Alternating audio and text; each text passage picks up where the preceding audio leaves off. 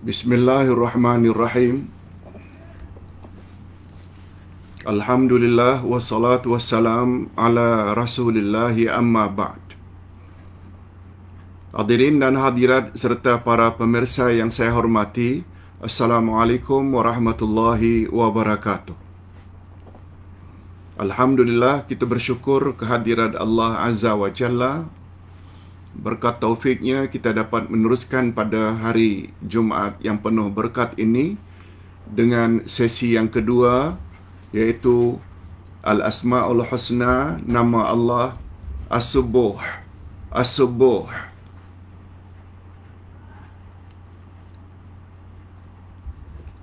As-Subuh salah satu daripada nama Allah ini, bukan subuh ya. Subuh, salat subuh itu lain. Itu sad. Sad, ba, ha. Tapi as-subuh ni sin biasa yang gigi 3. Subuh. Macam kita selalu berzikir Subhanallah, Subhanallah, Subhanallah, yang artinya Allah Maha Suci atau Allah Maha Sempurna.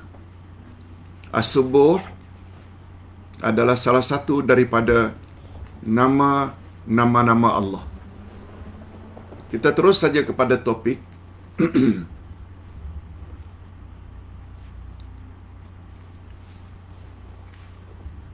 As-Subuh yang artinya Maha Suci dan Maha Sempurna, sungguh banyak di dalam Al-Quranul Karim dan hadis-hadis Nabi sallallahu alaihi wasallam yang menyebut tentang perkara ini.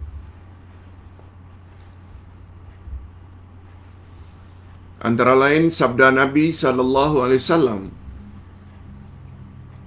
dalam hadis sahih dari Aisyah radhiyallahu anha, bahwasanya Nabi Muhammad sallallahu alaihi wasallam tatkala atau ketika rukuk dan sujud, beliau selalu membaca ini, Subuhun Quddus Rabbul Malaikati Warruh. Subuh Quddus Rabbul Malaikati Warruh. Artinya, Engkau Tuhan yang Maha Suci. Subuh. Suci daripada apa? Suci daripada kekurangan dan hal yang tidak layak bagi kebesarannya. Allah Maha Suci. Maha Agung, Quddus. Rabbul Malaikati Warruh. Tuhan semua malaikat dan Jibril. Roh di sini dengan makna Jibril. Rabbul Malaikati Warruh. Allah adalah Tuhan semua malaikat dan Jibril. Di Jibril disebut setelah malaikat, menunjukkan dia adalah jenis malaikat yang paling utama. Itu sebabnya Jibril mendapat gelaran Sayyidul Malaikah, penghulu semua malaikat. Okey, setelah kita tahu ada dalil yang menyebut bahawa As-Subuh itu salah satu nama Allah, membuat kita yakin dan tidak ragu lagi. Hadis sahih riwayat Imam Muslim. Nah, berikut ini kita berpindah pula kepada makna As-Subuh.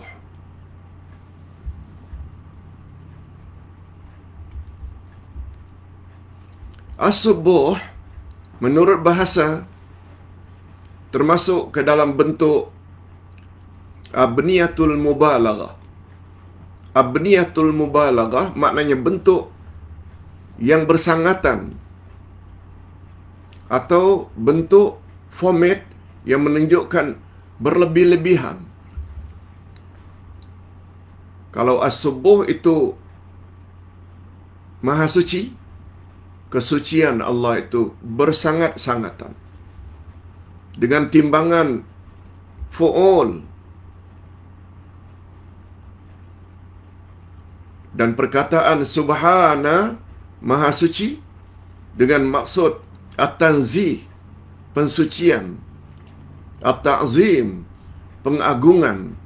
At-Takbir, membesarkan. dan al-ibad, menjauhi dari segala kekurangan dan kecacatan. Itu bila subuh itu diartikan menurut bahasa etimologi.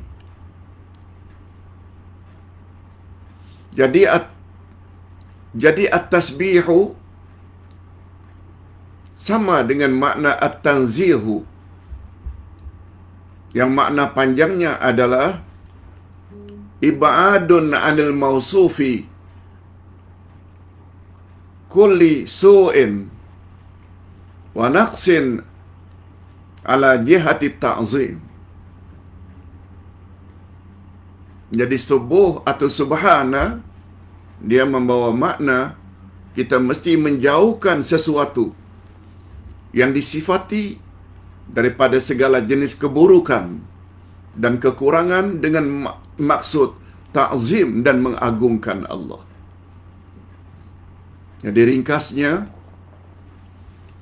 perkataan subhanallah, maha suci Allah, iaitu kita mesti menjauhi Allah dari segala sifat kekurangan dengan tujuan untuk mengagungkan dan mentakzimkan Allah Subhanahu wa taala. Itu sebabnya kalau kita belajar Al-Asma'ul Husna, secara garis besarnya sifat Allah itu dua saja. Sifat kesempurnaan dipanggil subutiyah,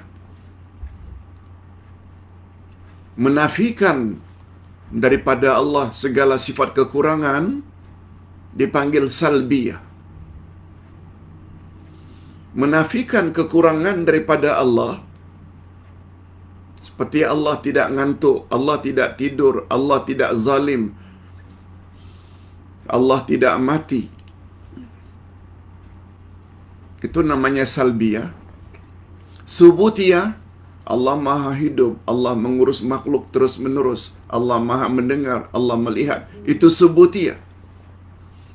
Subutiyah maknanya sifat kesempurnaan. Sedangkan salbiyah pula, kita menafikan kekurangan dari sisi Allah.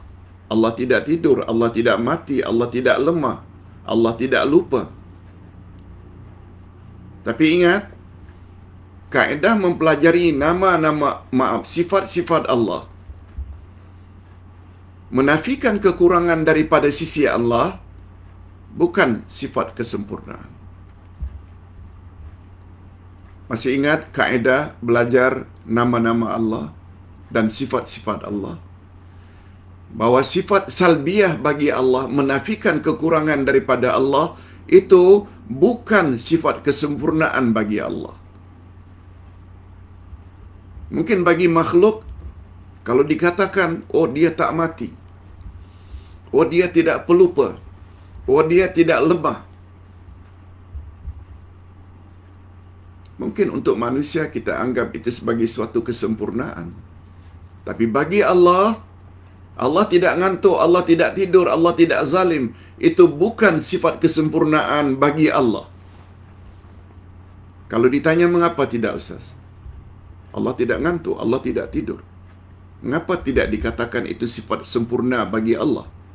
Jawabnya senang saja. Sebab ngantuk dan tidur yang dinafikan dari sisi Allah, sifat itu memang tidak wujud di sisi Allah.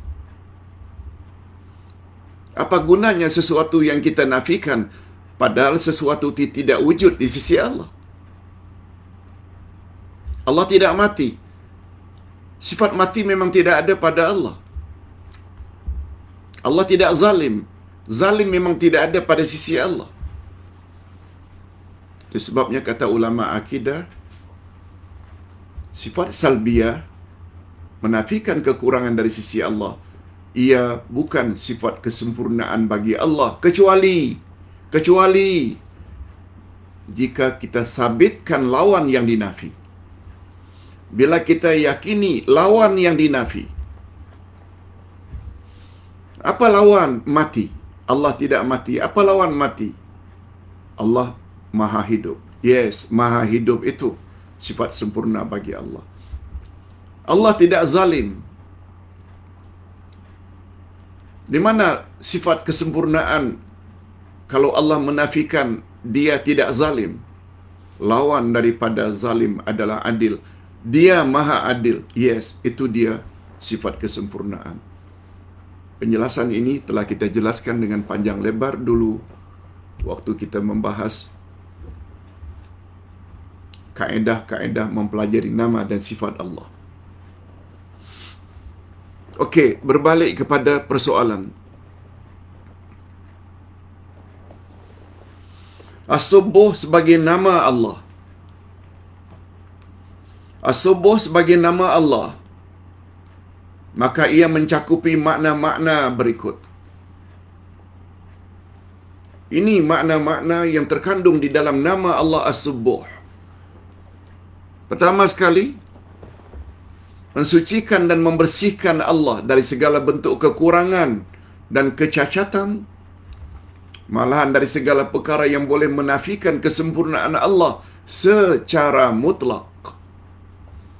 Seperti membersihkan Allah daripada, pertama, zatnya. Maha suci zat Allah daripada kebinasaan. Maha suci zat Allah daripada penyerupaan dengan makhluk, kemusnahan. Hal ini disebabkan karena zat Allah adalah maha sempurna dari segala sudut, dan kesempurnaan zatnya bersifat berkekalan, bahawa dia tidak akan binasa. Itu dari satu sudut. Yang kedua, kita sucikan Allah selain zatnya juga sifat-sifatnya, nama-namanya, perbuatan-perbuatannya. Semuanya itu kita mesti sucikan. Kalau tadi tentang zat, sekarang tentang sifat. Maha suci sifat-sifat Allah dari segala sifat kekurangan. Sifat Allah bersih dari segala bercanggah, dari segala yang bercanggah dengan kesempurnaannya. Suci dari kecacatan dan celaan.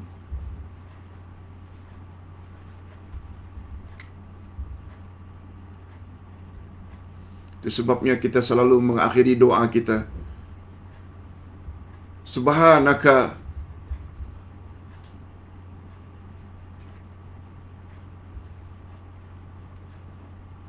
Maha suci Engkau ya Allah, mimma yasifun, dari segala yang mereka sifati. Allah punya anak, Allah punya isteri, dan lain-lain. Kita sucikan dakwaan-dakwaan yang mereka orang kafir sifatkan bagi Allah. Begitu juga nama-namanya, bukan sifat saja, juga nama-namanya. Semua nama Allah adalah baik dan sempurna belaka. Itu sebabnya disifati dengan Al-Husna. Al-Asma, nama-nama Al-Husna yang baik-baik belaka. Tidak ada nama apapun yang lebih baik daripada nama-namanya, nama Allah. Tidak ada sedikit pun unsur keburukan dan kecacatan di dalam setiap namanya. Tidak ada. Juga tentang perbuatan-perbuatan Allah. Semua perbuatan Allah tidak ada padanya unsur yang sia-sia. Oleh sebab itu, kita tidak boleh katakan, oh, barang itu tu tak ada gunanya, Allah ciptakan. Tak boleh. Semua yang Allah cipta mesti ada gunanya, mesti ada hikmahnya. Tak ada perbuatan Allah itu yang sia-sia. Tidak ada perbuatan Allah itu yang mengandung unsur kebodohan atau kesalahan. Semuanya tepat belaka. Itu sebabnya segala ketetapan Allah dalam bentuk takdir menimpa kita, baik ke buruk ke, berbaik sangka saja pada Allah. Sebab semua ketetapan Allah adalah baik belaka. Semua perbuatan Allah pasti mengandung faktor kebijaksanaan, faktor keadilan, kelebihan dan kemaslahatan.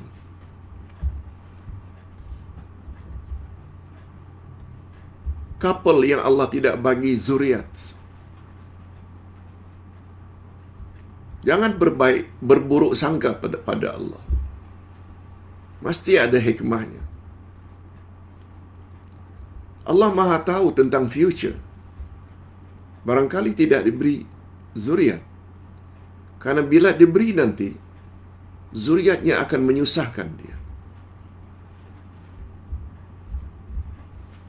Nabi Muhammad sallallahu alaihi wasallam pernah ditanya dalam satu hadis riwayat Imam Ahmad. Hadis ini baru saja Ustaz dapati beberapa hari yang lalu.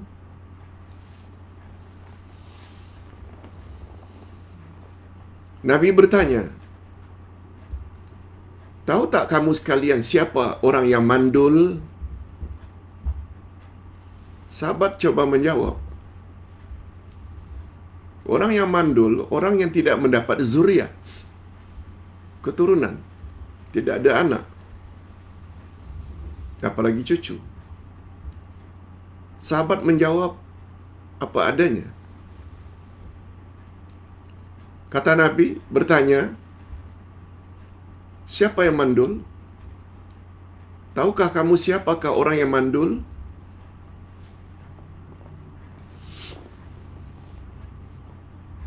Jawab sahabat, orang yang mandul, orang yang tidak punya zuriat, keturunan, tak punya cahaya mata. Kata Nabi, tidak. Mandul ialah orang yang mempunyai banyak anak,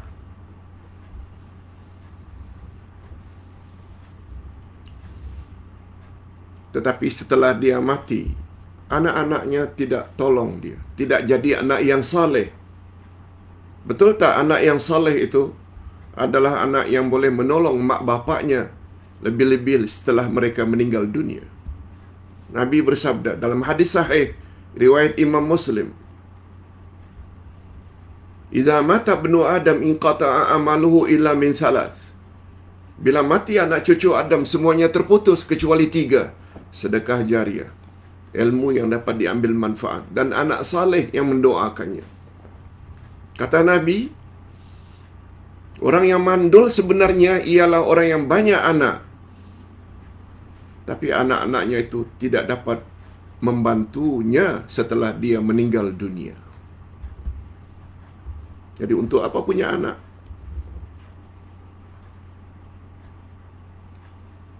Sebabnya, jangan frust untuk mendapat pertolongan di akhirat nanti, termasuk di alam barzakh. Walau tak punya anak, no problem. Sebab Nabi tidak hanya sebut, bila mati anak cucu Adam semuanya terputus kecuali 1. Nabi tidak sebut 1, anak saleh yang mendoakan. Tak. Terlebih dahulu Nabi sebut sedekah jariah. Kita wakaf,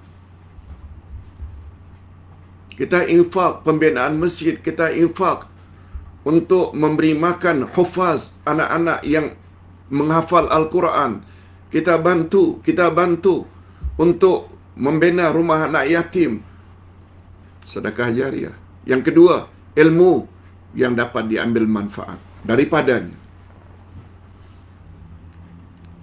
Ini yang Ustaz katakan semalam dalam pengumuman. Mula minggu hadapan, Ustaz hanya buat 4 hari saja secara live.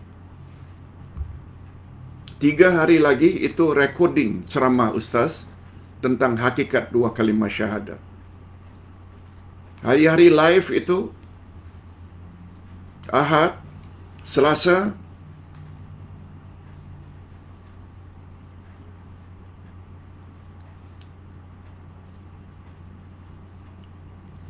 Khamis dan Sabtu. Ahad, Selasa, Khamis dan Sabtu. Apa sebab? Ustaz dah sebutkan. Ada 20 kitab yang Ustaz perlu edit, susun untuk dikirim kepada percetakan. Sayang, kalau Ustaz meninggal dunia, buku yang Ustaz sudah sedia tulis dan draft sudah lengkap, lalu tidak dicetak. Apa sebabnya? Karena Ustaz sangat mengharap buku-buku tersebut kelak dibaca oleh orang-orang hidup, lalu Ustaz akan dapat pahala di alam barzakh. Mohon maaf, Ustaz terpaksa sebut perkara tersebut sebab bila setiap hari live memang kepenatan dan tidak sempat untuk mengedit. Terima kasih di atas persetujuan para hadirin dan hadirat sekalian. Okey, kita berbalik kepada siapa orang yang mandul. Sahabat menjawab, orang yang mandul itu orang yang tidak punya zuriat. Kata Nabi, tidak. Yang mandul, sebenar-benar mandul, orang yang banyak hartanya, orang yang banyak anaknya, tetapi anaknya tidak dapat membantu setelah dia mati. Itu sebabnya pagi tadi selesai buku Ustaz tentang wasiat. Ustaz ada sebut, kita berdakwah ini bukan hanya ketika kita masih hidup. Setelah kita mati pun kita boleh berdakwah, iaitu dengan kitab kita, dengan wasiat yang kita tinggalkan. Buku wasiat yang Ustaz tulis itu mengandung 50 wasiat. Semuanya berdasarkan dalil-dalil Quran dan Sunnah, sehingga kita tidak ragu lagi untuk berwasiat kepada anak cucu kita, kaum kerabat kita, dengan kandungan yang terdapat di dalam buku yang Ustaz tulis itu. Dan Ustaz izinkan, manfaatkan. Walaupun pada asalnya Ustaz namakan wasiatku kepada anak-anak dan zuriatku ketika aku hidup dan setelah aku mati. Ada 50 perkara yang semuanya sangat berfaedah untuk diketahui oleh anak cucu kita, walaupun kita sudah hancur di alam kubur. Mudah-mudahan mereka menjadi anak yang saleh dan manfaatnya kembali kepada kita dalam kubur. Okey, kita teruskan. Yang kedua, kehebatan nama Allah As-Subuh. Mensucikan dan membersihkan Allah dari segala yang tidak layak bagi uluhiyahnya. Dianya satu-satu yang kita mesti sembah. Daripada rububiyahnya, seperti daripada kesyirikan, tandingan, penyerupaan, penolong, isteri dan anak. Maha suci Allah daripada itu semua. Itu kita wajib sucikan Allah dari segala perkara tersebut. Malah kalau Ustaz sebutkan, jangan terkejut. Memuji Allah dengan sifat kesempurnaan hendaklah didahulukan dengan mensucikan Allah terlebih dahulu dari segala kekurangan. Walaupun alhamdulillah itu bagus, segala puji milik Allah, ia mengandung sifat subutiyah. Mengakui akan kesempurnaan Allah, segala puji miliknya, itu subutiyah. Tetapi subhanallah, dia mengandung makna penafian. Maha suci ya Allah. Maha suci Allah daripada apa? Daripada kekurangan, daripada kecacatan, daripada keaiban. Apa buktinya? Mensucikan Allah perlu lebih dahulu daripada menyanjung Allah. Dalam zikir, kita tidak sebutkan alhamdulillah wa subhanallah. Kita tak sebutkan alhamdulillah wa subhanallah. Tapi kita akan sebut sesuai dengan bimbingan Nabi, subhanallahi walhamdulillah. Apa makna subhanallah? Maha suci Allah dari segala kekurangan, keaiban dan keburukan. Sucikan dulu, baru segala puji milik Allah. Sama betul dengan kaedah dalam kalimat tauhid. Ada berapa rukun kalimat tauhid? 2. Pertama nafi, yang kedua isbat. Mana kita sebut dahulu? Illallah atau la ilaha? La ilaha illallah. Tiada Tuhan yang berhak disembah. Maknanya kita menafikan dulu. Tak ada satu pun Tuhan yang berhak disembah. Illallah, itu baru isbat. Kecuali hanya Allah. Sama dengan konsep la ilaha illallah, sama dengan konsep subhanallah walhamdulillah. Ni dia peranan subuh.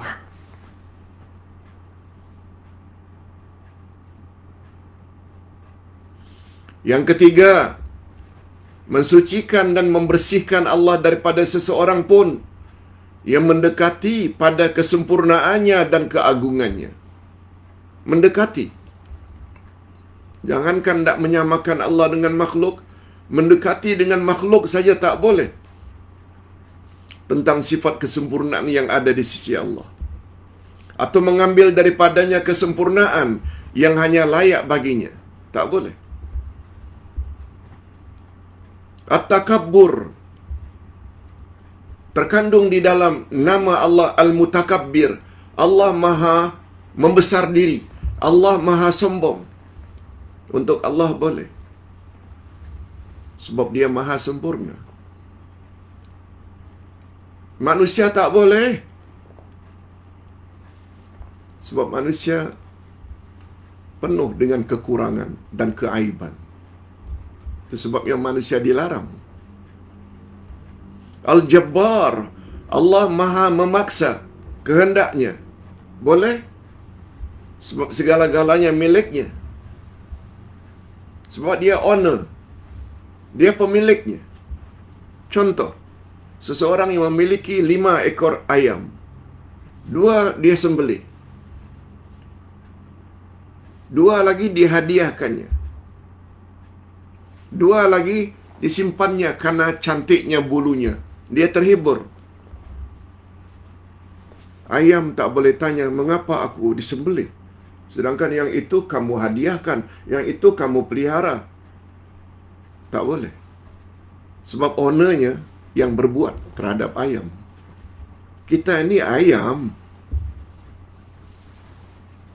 Jangan tanya, ya Allah, mengapa kau jadikan aku hidungku tak mancung?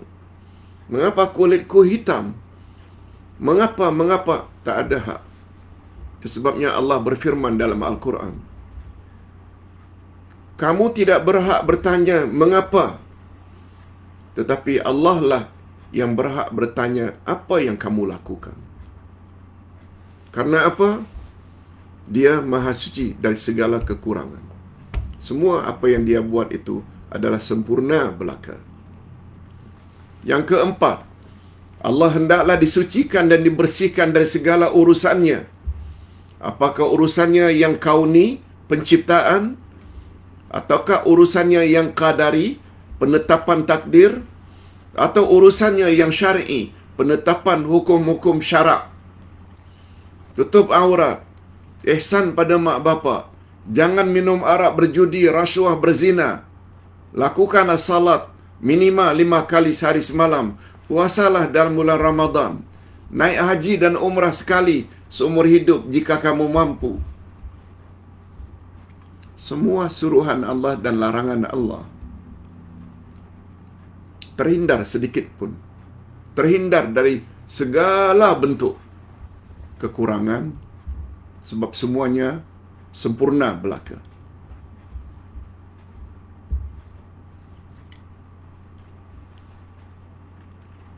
Dari segala bentuk penciptaan Allah, kauni atau qadari, syar'i, Maha suci dari segala kekurangan, kezaliman, ataupun ketiadaan hikmah kebijaksanaan.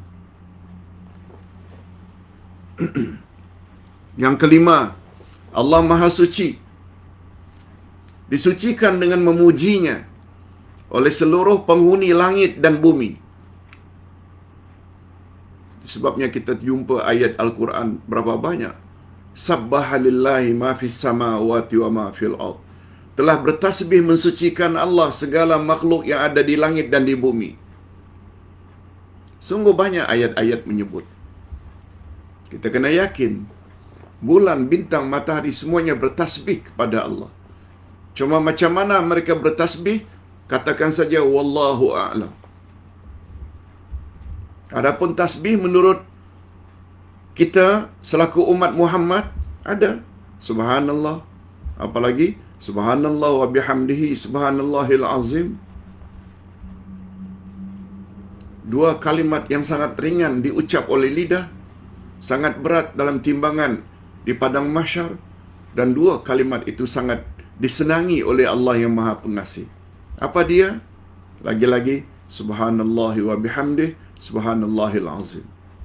Lihat, subhanallah lebih disebut dahulu, baru wa bihamdihi. Sabar dengan subhanallah wa bihamdihi.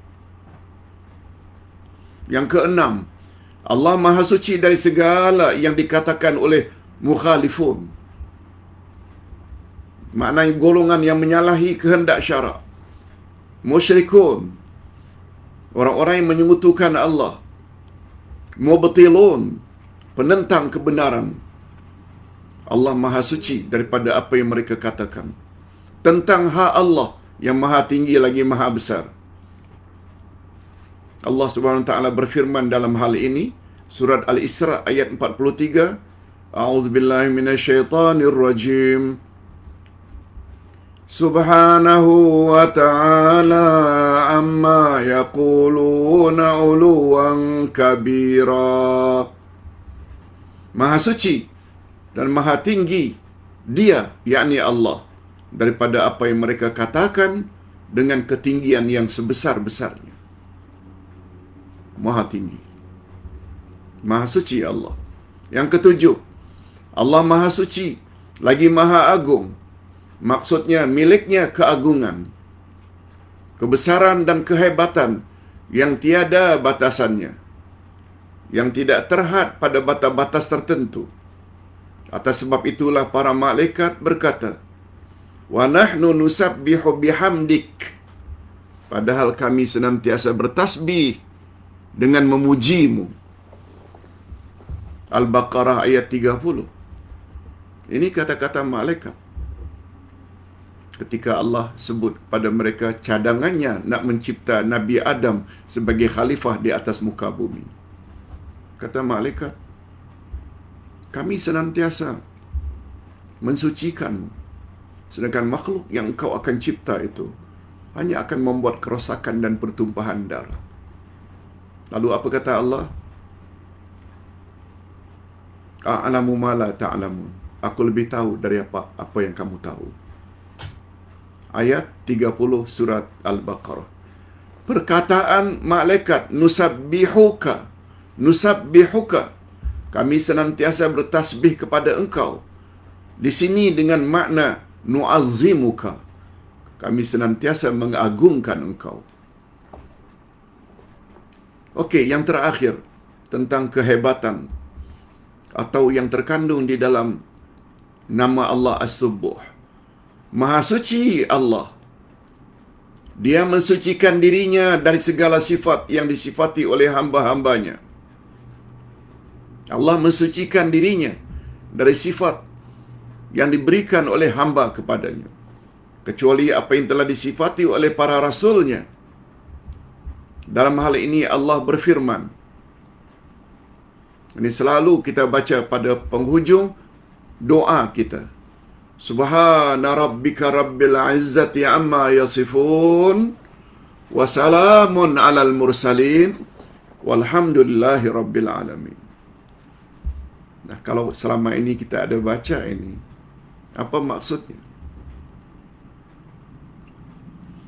Maknanya Maha Suci Allah yang mempunyai keperkasaan dari apa yang mereka sifatkan, dan kesejahteraan dilimpahkan atas para rasul. Nah, setelah Allah menafikan dari apa yang manusia sifatkan terhadap dirinya, Allah punya anak dan lalu apa kata Allah? Kesejahteraan dilimpahkan ke atas para rasul. Kesejahteraan di sini dengan makna keselamatan. Maknanya segala yang para rasul cakap tentang Allah semuanya selamat.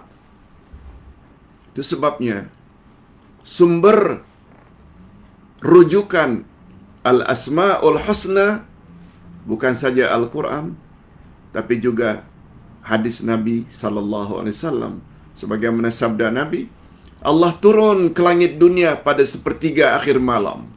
Hadis sahih riwayat Imam Bukhari. Nabi tambah, ketika itu tak seorang pun memohon ampun kecuali Allah ampunkan dosa-dosanya.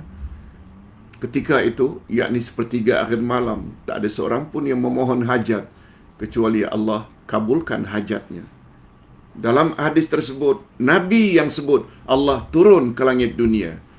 Dan sebutan Nabi bahawa Allah itu turun, kita boleh yakini. Sebab Nabi terselamat daripada mensifati Allah dengan perkara-perkara yang tidak layak bagi Allah. Yes, itu maknanya. Wassalamun alal mursalin. Bukan hanya Nabi Muhammad. Semua Rasul terselamat. Itu maksudnya. Nah, kita sambung dengan kehebatan nama Allah As-Subuh. Ada 3 poin di sini. Nama Allah As-Subuh berasal dari kata pecahan mustaq, kata at-tasbih. Subuh diambil dari kata tasbih. Ungkapan ini mengandungi makna pengabdian yang paling agung terhadap Allah Subhanahu wa taala. Sebab inilah jenis ibadat para malaikat di langit dan ibadat penghuni bumi, bertasbih memuji Allah. Ia juga mengandungi sifat-sifat Allah yang paling agung, sebagaimana yang telah ditetapkan oleh Al-Quran dan Sunnah Nabi sallallahu alaihi wasallam. Poin yang kedua tentang kehebatan nama Allah As-Subuh. Kalau Allah disucikan dan dibersihkan dari segala kekurangan dan kecacatan, maka sudah pastilah ia membawa maksud bahawa Allah memiliki kesempurnaan yang mutlak pada semua sifatnya, sanjungannya dan puji-pujiannya, yakni berhimpun padanya antara pensucian dan keagungan dari segala sudut.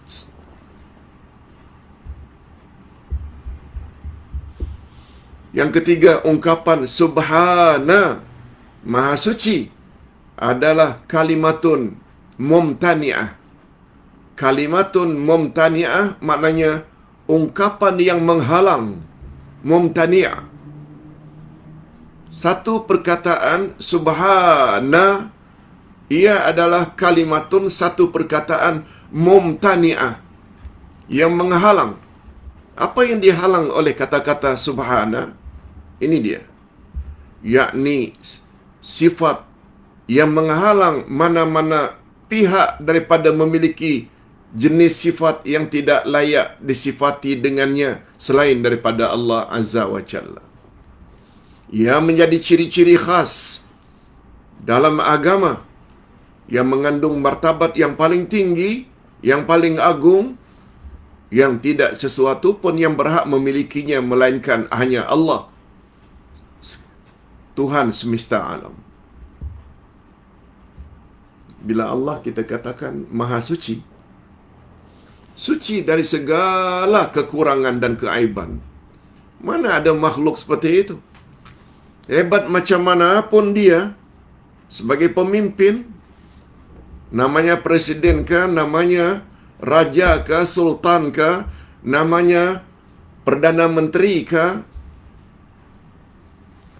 sedikit sebanyak mesti ada kekurangan. Tapi Allah tidak. Tapi Allah tidak. Sedikit kekurangan pun tidak boleh dinisbahkan, dikaitkan dengan Allah Azza wa Jalla. Itu makna Subhana. Itu sebabnya Subhana dipanggil kalimatun mumtani'ah. Satu ungkapan yang menghalang segala bentuk kekurangan dikaitkan dengan Allah Azza wa Jalla. Itu sebabnya Allah dipanggil Subuh. kesan beriman kepada nama Allah As-Subuh. Apa kesannya pula? Setelah kita bahas lebih kurang 45 minit nama Allah As-Subuh, sedikit sebanyak mesti ada terkesan di dalam dada kita, dalam hati kita sifat tersebut. Sehingga kita perlu berusaha dalam hidup untuk menjadi insan yang sesempurna mungkin, kalau boleh. Di antara kesan positif beriman pada nama Allah As-Subuh ialah, pertama, setiap mukallaf, yakni muslim baligh dan berakal, agar membersihkan dirinya secara zahir dan batin daripada segala penyakit syubhat, iaitu kesamaran atau kekaburan karena kedangkalan ilmu pengetahuan agama, dan juga daripada penyakit syahwat, yakni terlalu mengikuti kehendak hawa nafsu sendiri atau terlalu fanatik dengan pandangan tuan guru. Perlu bersihkan, sebab kebenaran hakiki hanya datang daripada Allah dan melalui lisan Rasulnya. Sebabnya Nabi menjamin, aku tinggalkan 2 pedoman untukmu wahai umat. Selagi kamu berpegang teguh, kamu tidak akan sesat untuk selama-lamanya. Minta maaf, Ustaz. Perlu minum sedikit. Bismillah.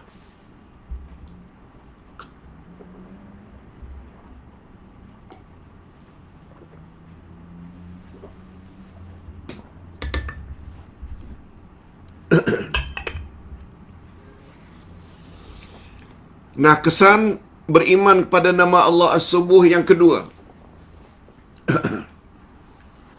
Tasbih adalah jenis ibadat. Tasbih adalah jenis ibadat dan cara mendekatkan diri yang paling agung. Paling agung. Ia juga cara melepaskan diri daripada kesempitan hidup yang paling berkesan dan permintaan yang paling mustajab untuk dikabulkan.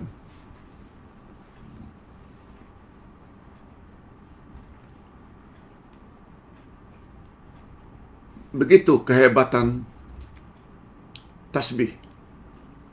Kita dah sebut tadi. Sebelum kita menyanjung Allah, Alhamdulillah, kita disuruh untuk mensucikan Allah dulu dari segala kekurangan. Itu sebabnya kita sebut Subhanallah walhamdulillah. Itu sebabnya kita sebut La ilaha illallah. Adapun ia sebagai ibadat yang paling agung, ialah seperti sabda Nabi sallallahu alaihi wasallam. Apa kata Nabi? At-tahuru syatrul iman. Walhamdulillahi tamla'ul mizan. Wa subhanallahi walhamdulillah tamla'ani au tamla'u ma baina samawati wal ard. Hadis sahih riwayat Imam Muslim. Coba dengar terjemahannya. Kesucian itu cabang iman. Kebersihan itu adalah cabang iman. At-tahur dari kata taharah, suci. Alhamdulillah itu memenuhi ganjarannya timbangan amal baik di padang mahsyar. Alhamdulillah sekali dia memenuhi timbangan amal baik. Dan subhanallah walhamdulillah memenuhi apa yang terdapat di antara langit dan bumi. Apalagi sebelum subuh dia buat salat sunat 2 rakaat sebelum subuh. Itu pun ganjarannya lebih baik dari apa yang terdapat di antara langit dan bumi. Setelah itu pula kita baca menjelang azan subuh, menjelang salat subuh. Qabliyah subuh kan mesti dilakukan setelah azan. Menunggu qamat, kita ada peluang 5 minit, 3 minit, subhanallah wa bihamdi, subhanallah wa bihamdi, subhanallah wa bihamdi, yang ganjarannya juga lebih baik dari apa yang terdapat di antara langit dan bumi. Ini yang Ustaz katakan. Bila panduan dari Nabi kita laksanakan, Tak payahlah kita nak ambil pandangan-pandangan bila baca selawat ini doamu akan makbul, bila baca doa ini, padahal itu tidak datang dari Nabi sallallahu alaihi wasallam. Ustaz tidak kata salah.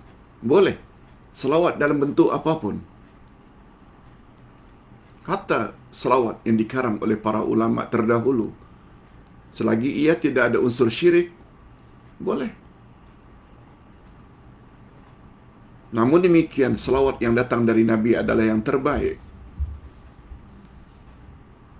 Itu sebabnya, kalau kita ikut apa yang dibimbing oleh Rasul sallallahu alaihi wasallam, seperti ucapan subhanallah wa bihamdi, subhanallahil azim, berapa banyak kita dapat pahala dan ganjaran, dan insya-Allah doa kita pun akan makbul. Lagi ada dalilnya. Ingin makbul umpamanya hajat, ingin istighfar kita, minta ampun kita dikabulkan oleh Allah. Allah dah sebut, bangkit sepertiga akhir malam. Tak perlu banyak pun, minta dengan ikhlas. InsyaAllah, Allah dah janji dalam hadis yang sahih. Adapun ia berperanan sebagai sebab yang sangat berkesan agar terhindar daripada kesempitan hidup, ini dia. Kita semua ingin agar terhindar dari kesempitan hidup. Coba dengar apa kata Allah. Apa firman Allah? Surat Al-Hijr ayat 97-98. وَلَقَدْ نَعْلَمُ أَنَّكَ يَضِيقُ صَدْرُكَ بِمَا يَقُولُونَ فَسَبِّحْ بِحَمْدِ رَبِّكَ وَكُن مِّنَ السَّاجِدِينَ. Coba dengar terjemahannya. Dan kami sungguh-sungguh mengetahui, kata Allah. Kami, kata Allah, sungguh-sungguh mengetahui bahawa dadamu menjadi sempit disebabkan apa yang mereka ucapkan. Mereka cemoh Nabi, mereka gelar Nabi dengan berbagai-bagai gelaran. Nabi sedih. Allah kata, aku tahu. Lalu apa kata Allah suruh Nabi? Bertasbihlah dengan memuji Tuhanmu dan jadilah kamu di antara orang-orang yang bersujud. Tadi kita dah sebut, bersujud dengan makna banyak salat, khasnya salat-salat sunat selain salat fardu.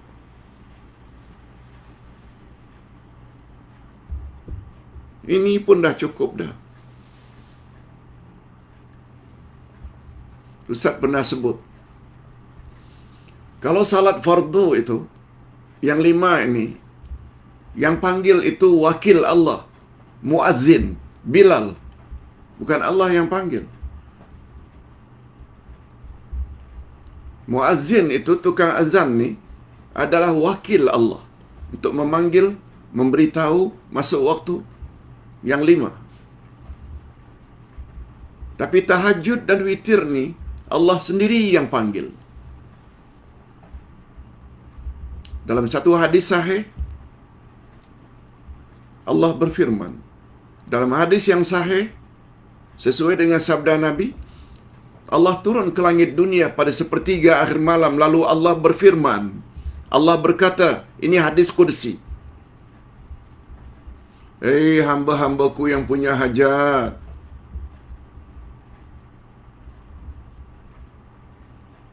mintalah kepadaku apa yang kamu hajatkan, niscaya aku akan kabulkan hajatmu. Orang-orang yang banyak buat dosa, mengapa kamu tidak minta istighfar, minta ampun padaku? Sebab bila kamu minta ampun padaku pada saat ini, akan aku ampun dosa-dosamu. Siapa yang merayu ini? Siapa yang offer ini? Allah sendiri, bukan mewakili. Itu sebabnya kata setengah ulama, ditinjau dari satu sudut, menunjukkan betapa istimewanya salat-salat malam. Salat malam. Oleh sebab itu, tidak mengherankan kalau Nabi menyebut, afdalus salawati ba'dal faraid salatul lail atau kama qala Rasul. Salat yang paling afdal setelah salat fardu yang 5 adalah salat malam. Nabi sebut salatul lail. Okey. Sedangkan peranan tasbih sebagai salah satu sebab sehingga doa kita cepat dikabulkan oleh Allah ialah seperti penjelasan Allah sendiri tentang kisah Nabi Yunus alaihi salam. Kita bacakan ayatnya. Apa kata Allah tentang Yunus? وَذَنُّونِ إِذْ ذَهَبَ مُغَاضِبًا فَظَنَّ أَن لَّن نَّقْدِرَ عَلَيْهِ فَنَادَى فِي الظُّلُمَاتِ أَن لَّا إِلَٰهَ إِلَّا أَنتَ سُبْحَانَكَ إِنِّي كُنتُ مِنَ الظَّالِمِينَ فَاسْتَجَبْنَا لَهُ وَنَجَّيْنَاهُ مِنَ الْغَمِّ وَكَذَلِكَ نُنْجِي الْمُؤْمِنِينَ. Dan ingatlah kisah Zunnun, yakni Nabi Yunus. Nama lainnya Zunnun. Ketika dia pergi dalam keadaan marah. Marah mengapa? Karena umatnya tak mau dengar apa yang beliau sampaikan. Dia tinggalkan negeri itu. Lalu dia menyangka bahawa kami tidak akan mempersempitkannya atau menyusahkannya atau menyulitkannya. Jangan kira, hei Yunus, kami tidak mampu menyempitkan dan menyusahkanmu. Maka dia, yakni Yunus, menyeru dalam keadaan sangat gelap, yaitu ketika berada di dalam perut ikan. Apa permohonan Nabi Yunus dalam perut ikan? Bahwa tiada Tuhan selain Engkau, Maha Suci Engkau, sesungguhnya aku adalah termasuk orang-orang yang zalim. Lalu dengan doa tersebut, apa kata Allah? Maka kami telah memperkenankan doanya dan menyelamatkannya daripada kedukaan atau kesedihan. Dan demikianlah kami selamatkan orang-orang yang beriman. Kisah Nabi Yunus semua kita tahu. Begitu ditinggalkan negeri, lalu dia menyeberang ke pulau lain, lalu dia menompang bahtera, lalu Allah Subhanahu wa taala kirimkan ribut yang sangat kencang sehingga beberapa passenger terpaksa dibuang, dan termasuk Nabi Yunus. Begitu dibuang, beliau ditelan oleh ikan yang besar, dibawa ke dasar laut.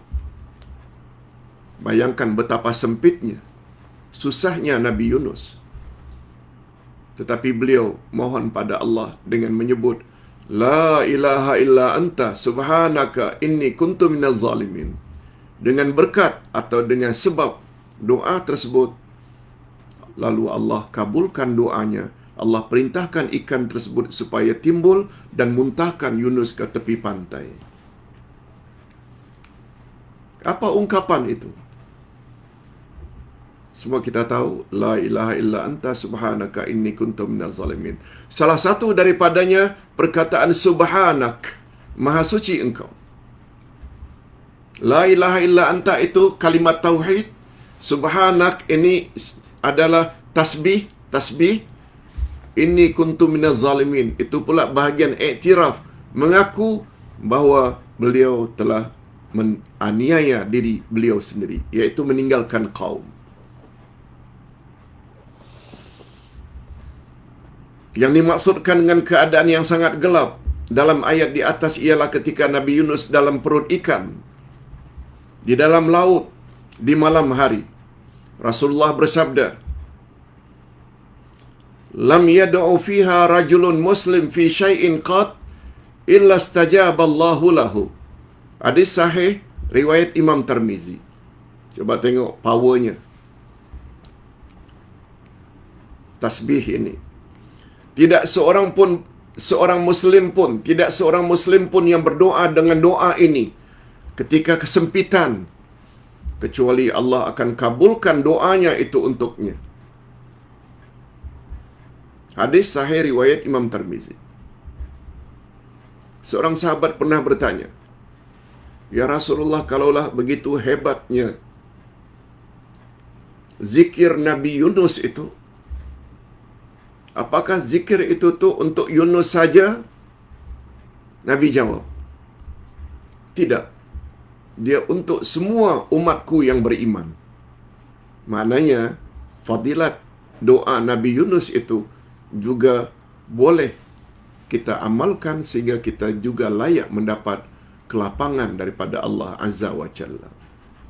Lebih-lebih lagi, ada ungkapan tasbih. Sehingga Allah menyebut dalam Al-Quran. Apa kata Allah? "Kalaulah bukan karena tasbihnya Yunus, niscaya aku akan kekalkan Yunus dalam perut ikan itu hingga hari kiamat." Allah sebut, kalaulah bukan karena tasbih lagi, iaitu nama Allah Subuh.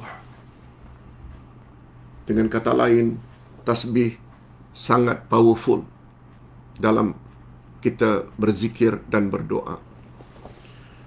Okey, sebagai kesimpulan, Profesor Wahbah Az-Zuhaili dalam tafsirnya Tafsir Al-Munir, juzuk yang ke-17, muka surat 119 hingga 121, membuat kesimpulan dari doa Nabi Yunus sebagai berikut. Bagus juga kita tahu, Nabi Yunus alaihi salam meninggalkan kaumnya dalam keadaan marah. Dia marah karena Allah. Marah karena Allah. Karena kaum tidak mau percaya dengan apa yang beliau sampaikan. Bukan marah kepada Allah, tapi marah karena Allah. Dia marah karena sikap kaumnya yang enggan beriman kepadanya sebagai Rasulullah. Sikap demikian tidak wajar bagi orang biasa. Lebih-lebih lagi kedudukannya sebagai Rasul. Orang biasa seperti ustaz tak boleh lari daripada orang yang ingin mendapat pencerahan. Tak boleh kata tak tahu. Tak boleh lari, padahal orang tersebut memerlukan bimbingan. Tak boleh. Lebih-lebih lagi lah tak bolehnya kalau dia bertaraf Rasul. Itu maksudnya.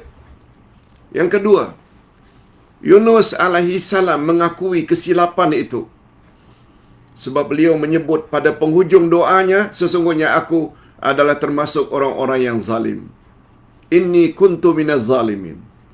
Allah Subhanahu wa taala justru melarang Nabi Muhammad sallallahu alaihi wasallam juga penegak kebenaran agar jangan mengikuti jejak langkah Nabi Yunus ini.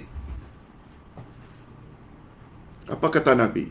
Apa kata Allah pada Nabi Muhammad? Fasbir li hukmi rabbik wa la takun ka sahibil hut idh nada wa huwa maqzum. Allah mention nama Nabi Yunus. Muhammad, jangan ikut sikap Nabi Yunus. Coba ikuti atau dengar terjemahannya. Maka bersabarlah kamu, hai Muhammad, terhadap ketetapan Tuhanmu.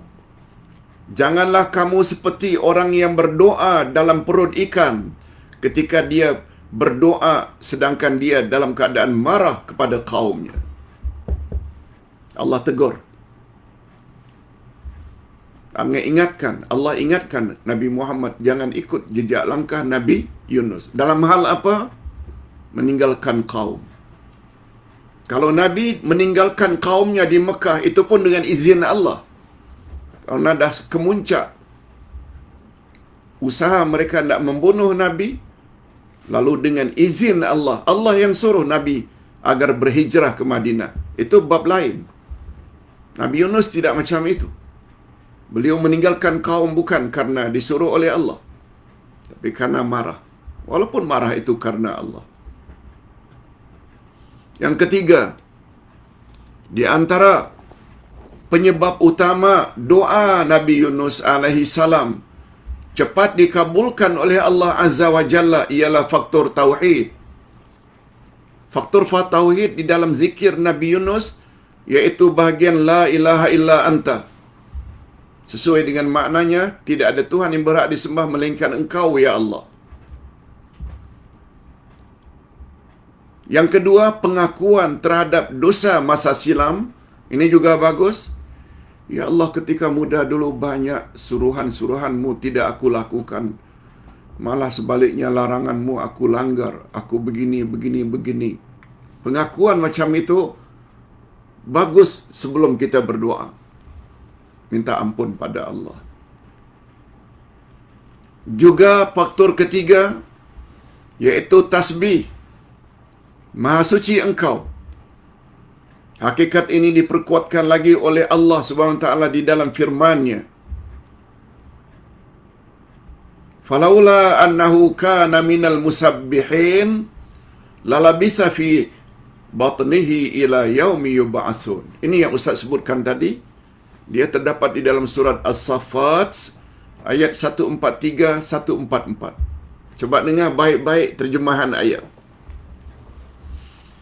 Maka kalaulah sekiranya dia tidak termasuk orang-orang yang banyak bertasbih mensucikan Allah, niscaya dia, yakni Yunus, akan tetap tinggal di perut ikan itu sampai hari berbangkit, hari kiamat.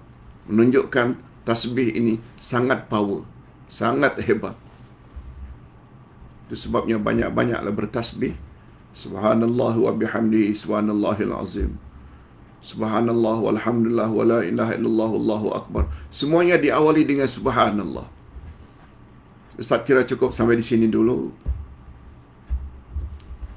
Segala yang baik-baik yang Ustaz Allah ilhamkan pada Ustaz untuk disampaikan itu adalah daripada Allah, anugerah ilahi. Dan bila ada kekasaran atau kurang tepat istilah yang Ustaz gunakan, itu dari kekurangan Ustaz sendiri. Mudah-mudahan berguna untuk kita semua. Ustaz sekarang berpindah kepada soalan, jika ada soalan yang ingin ditanyakan.